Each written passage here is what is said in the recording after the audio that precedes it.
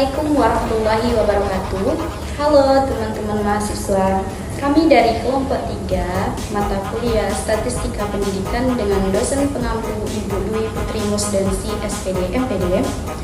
Kami di sini akan menjelaskan tentang Min Whitney test. Jadi sebelumnya kami akan memperkenalkan diri terlebih dahulu. Saya Silva India Putri, NPM 2303070668. Saya Messi Sepriani dengan NPM 2303070046. Saya Winda Lestari dengan NPM 2303070779. Di sini saya akan menjelaskan tentang pengertian Mann-Whitney U-test. Adalah uji statistik non-parametrik yang digunakan untuk membandingkan dua kelompok independen dalam hal perbedaan distribusi data. Uji ini digunakan ketika data tidak memenuhi asumsi normalitas atau ketika data yang digunakan berskala ordinal atau interval, tetapi tidak dapat diasumsi terdistribusi normal. Uji ini menguji apakah kedua kelompok yang dibandingkan berasal dari populasi yang memiliki distribusi yang sama atau tidak, tanpa mengasumsi distribusi data tertentu. Seperti kedua kelompok yang dibandingkan berasal dari populasi yang memiliki distribusi yang sama atau tidak, tanpa mengasumsi distribusi data tertentu. Seperti diperlukan dalam uji T atau disebut uji parametrik. Uji ini sering digunakan dalam situasi di mana data yang ada tidak dapat diukur dalam angka atau tidak memenuhi asumsi normalitas yang ketat. Proses pengujiannya yaitu yang pertama, gabungkan data. Kedua, peringkat data. Yang ketiga, hitung U statistik. Yang keempat, evaluasi signifikansi, yaitu nilai U yang dihitung dibandingkan dengan nilai kritis dari distribusi U. Kegunaan Mann-Whitney U-test. 1. Perbandingkan median, menguji apakah median dua kelompok independen berbeda secara signifikan. 2. Alternatif uji T. Digunakan jika data tidak memenuhi asumsi normalitas untuk uji T independen.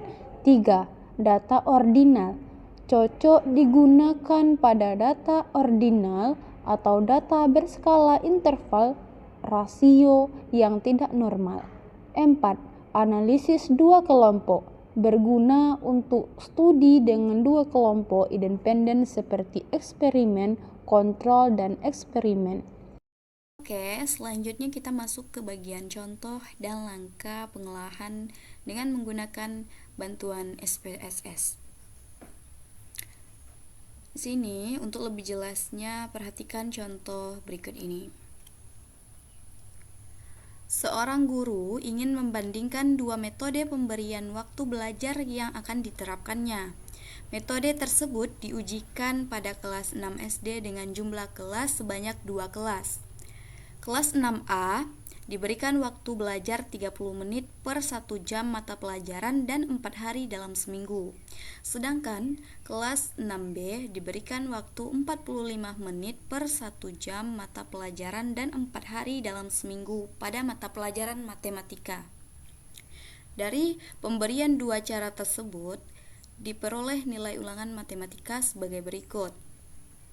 Hipotesis penelitian: ada perbedaan nilai hasil belajar kelas 6 dengan menggunakan metode 1 dan metode 2. Berikut ini langkah-langkah pengolahan dengan menggunakan SPSS. Langkah yang pertama yaitu kita masuk ke variabel view. Yaitu kita masukkan nama variabel pada lembar variabel view, yaitu dengan nama yang pertama kita ketik skor.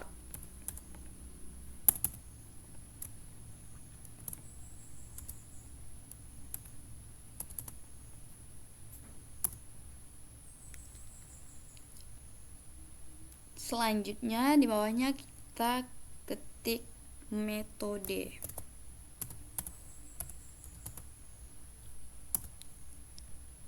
Oke. Selanjutnya, pada variabel metode ini kita isikan value 1 di sini.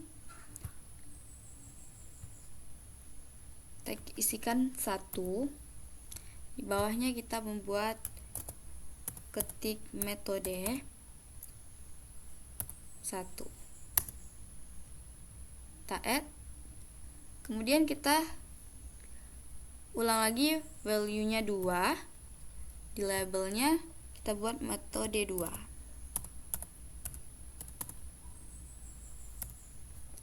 Kita add. Oke. Kalau sudah seperti ini, kita klik OK. Measure. Bagian skornya kita ganti ke sklar.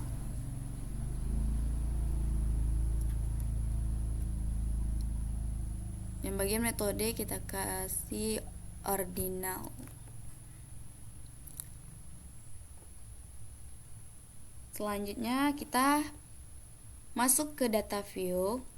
Setelah data sudah diisikan sesuai dengan yang diketahui pada soal pada lembar data view, maka kita klik analisis. Kita pilih bagian non-parametric test.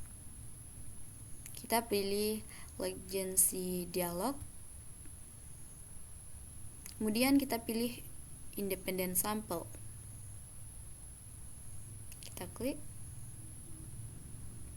Pada bagian sini, masukkan variabel score ke text variable. Ke text variable list ya. Dan metode ke grouping variable.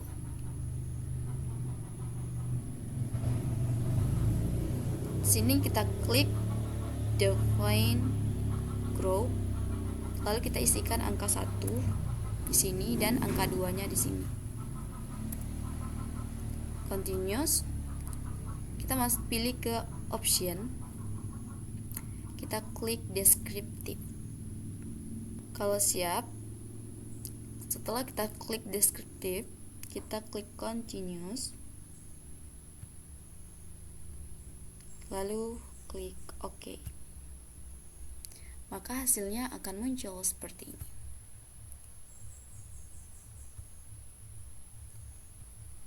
Selamat mencoba.